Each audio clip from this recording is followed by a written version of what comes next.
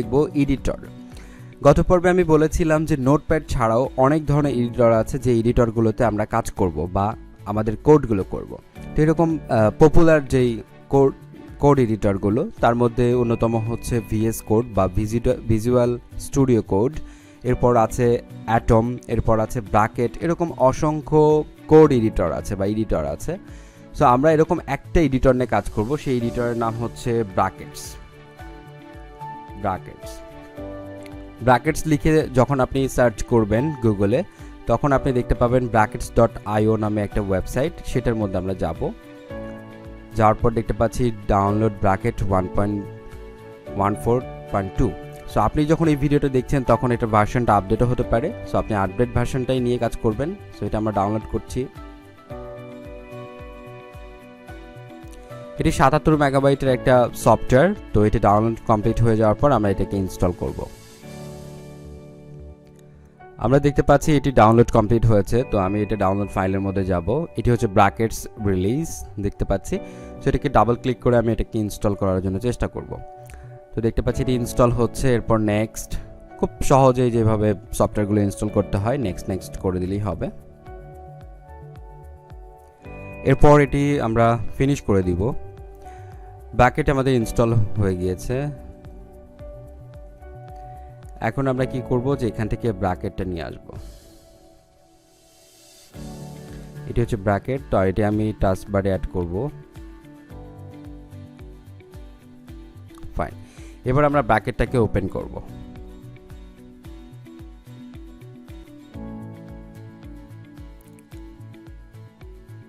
ওকে, তো ব্র্যাকেটটা এটা ওপেন হয়ে গিয়েছে। তো ব্র্যাকেট ওপেন করার পর প্রথমে আমাদের কিছু কাজ আছে। প্রথমে আমাদেরকে কিছু প্লাগইন ইনস্টল করতে হবে। প্লাগইন ইনস্টল করার পর আমরা এটা ইউজ করতে পারবো। তো প্লাগইনের জন্য আমরা এখানে যাব, দেখতে পাচ্ছি এক্সটেনশন ম্যানেজার আছে। এক্সটেনশন ম্যানেজারে ক্লিক করার পর এরকম কিছু টাইম নেবে। অবশ্যই আপনার কম্পিউটারে ইন্টারনেট কানেকশন থাকতে হবে, তারপর এটা কাজ করবে। তো আমার এখানে অনেকগুলো প্লাগইন ইনস্টল করা আছে। আপনারা কি কি প্লাগইন ইউজ করবেন বা কিভাবে প্লাগইন ইউজ করবেন সেটা একটু আপনাদের সাথে শেয়ার করি। ধরুন এখানে আমার একটা প্লাগইন আছে, আমি প্লাগইনটাকে রিমুভ করে দিচ্ছি। রিমুভ করে দেওয়ার পর আপনাকে এটা দেখাচ্ছি। এখানে আমরা লিখছি যে বিউটিফাই, এটা আমার ইনস্টল করা ছিল। এটাকে আমি আনডু করলেই কাজ করবে। অন্য কোনো একটা কিছু দেখি, থিম দেখি। আমরা থিমেও যেটা আছে সেটাও আছে।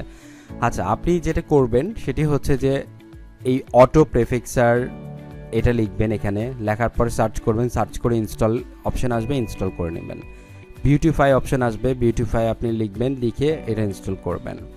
Bracket CSS class code hint এটা লিখবেন, এটাও ইনস্টল করবেন। ব্র্যাকেট ট্রি আইকন এটাও আছে, এটি ইনস্টল করবেন। এখানে জাস্ট সার্চ করবেন, সার্চ করার পরে ইনস্টল অপশন আসবে, ইনস্টল করবেন। আমার যেহেতু ইনস্টল করাই আছে সেক্ষেত্রে রিমুভ আর ডিসেবল দেখাচ্ছে।